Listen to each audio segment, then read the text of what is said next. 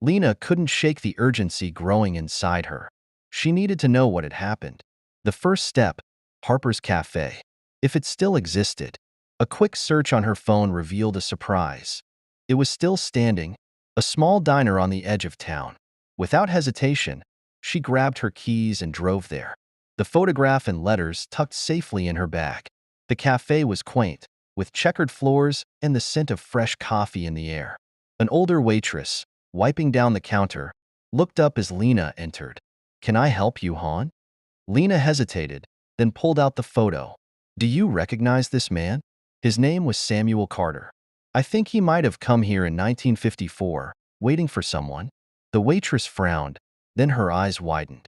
"Oh, sweetheart, you must be Rose's granddaughter." Lena's breath caught. "You knew my grandmother?" "Knew her? She was my best friend. And that man, Samuel, he waited here for hours that day. But Rose never showed." Lena's heart sank. She never got his letter. She thought he forgot her.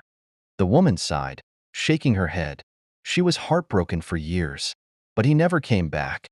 Lena's grip tightened on the photo. "Do you know what happened to him?"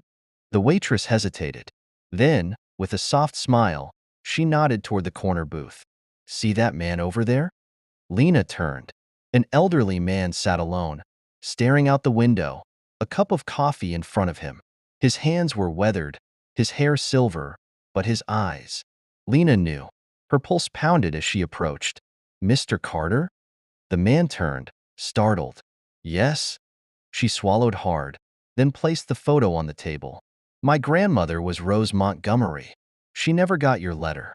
She never stopped waiting for you."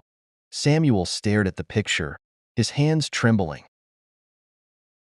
"I waited for her," he whispered. "I never stopped loving her." Lena smiled, tears stinging her own eyes. "She never stopped loving you either." In that quiet cafe, decades of lost love finally found its way home. The end.